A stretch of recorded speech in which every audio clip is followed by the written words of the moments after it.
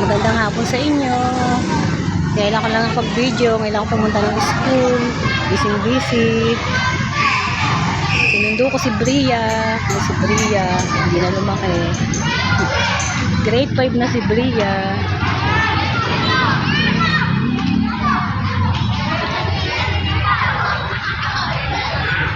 Namiss nyo ba ang Manuel?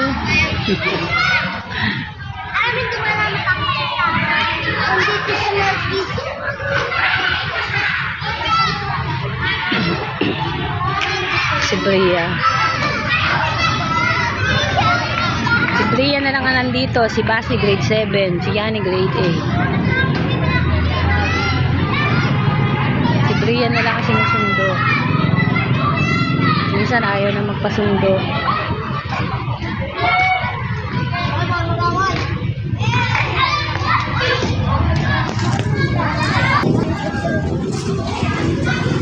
Habang naghihintay kay Bria, ang lalaki ng classmate ni Bria, oh.